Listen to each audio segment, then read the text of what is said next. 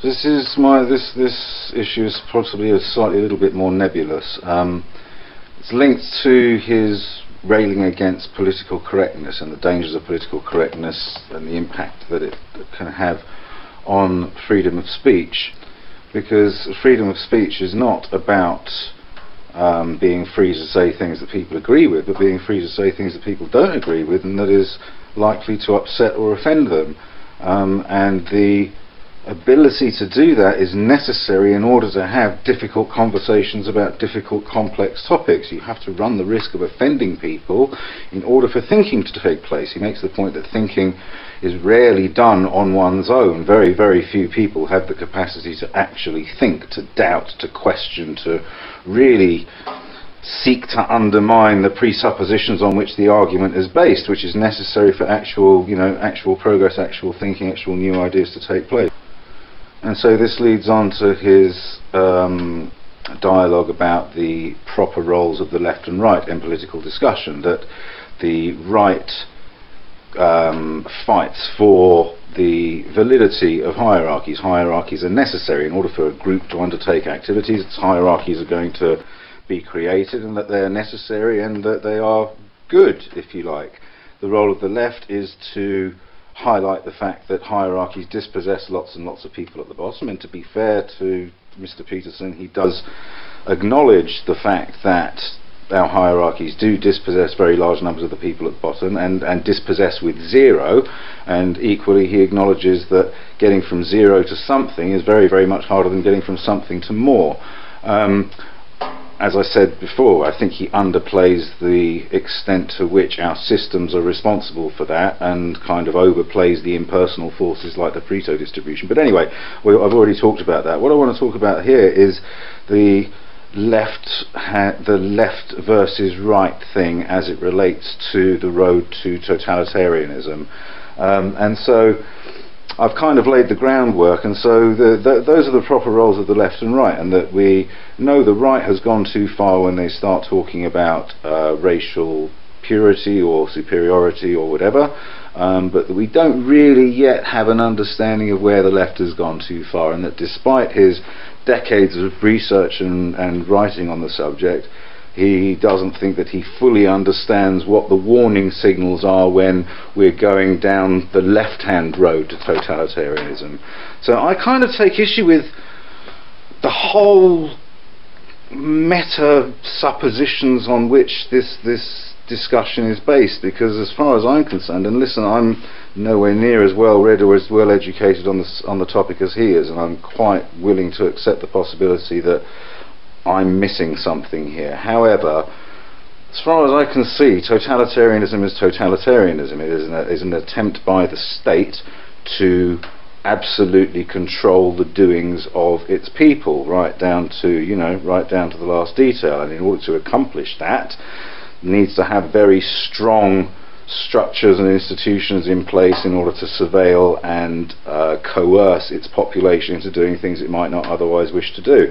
That's what I see totalitarian. And now whether you go down the left or the right doesn't seem to me to make any difference. And for someone who is so meticulous about exploring and seeking truth, uncovering layers and layers of, removing veils and veils in order to get to the truth, I find it extraordinary that his answer to the question of when has the right gone too far is as simplistic as racial hatred, whatever, superiority, whatever it may be. And it seems to me that the road to totalitarianism is when the state starts to exert excessive control over the thoughts and actions of its people. And it seems to me that whether that goes via via fascism or via communism is absolutely irrelevant. Both of these things are giant state structures controlling its people through a combination of brainwashing and coercion. And I really don't understand what the distinction is that he's trying to draw, and I can understand to a certain extent, even though it doesn't jibe with anything that he actually says.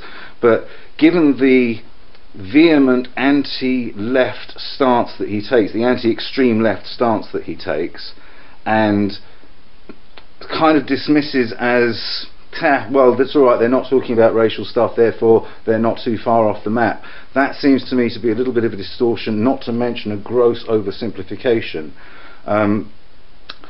State control over its people is manifest in its desire to control the narrative, which, as far as I can see through mainstream media, the state does a very good job of controlling the narrative and telling us what we ought to be thinking, and making sure it knows what its citizenry is up to. And, you know, given revelations from Snowden and others as to the extent to which we are under constant surveillance, is particularly our web presence, you know, our social media presence, our searches, search histories, etc., etc., the degree to which we are surveilled and profiled, primarily for marketing purposes and nothing more sinister than that, but nevertheless the apparatus exists for the state to control. And I don't understand why he's not more worried about these things. I really don't understand why he doesn't see us as being further down the road towards totalitarianism than we are. And this whole left-right thing seems to me to be a distraction from a permanent, unelected state apparatus which is taking us further and further down the road towards totalitarianism.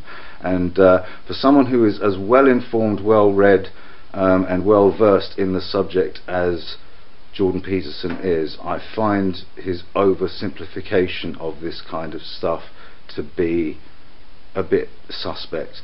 I also think his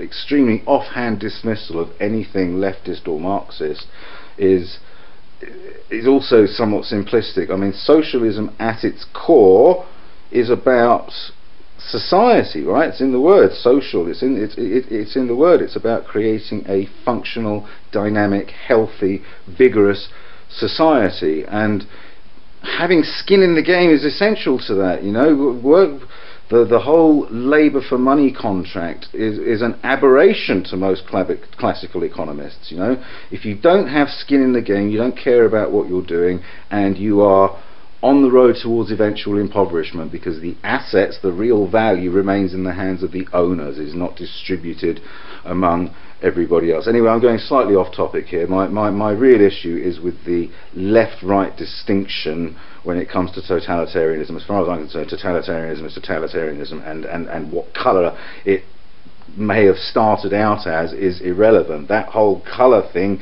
is a distraction. Trump is a distraction. Brexit is a distraction. Our 5-yearly elections are a distraction from the reality of what's going on, that we are under tighter and tighter and tighter control by this apparatus, which is not the state as we understand it, not the elected representatives of the state as we understand it.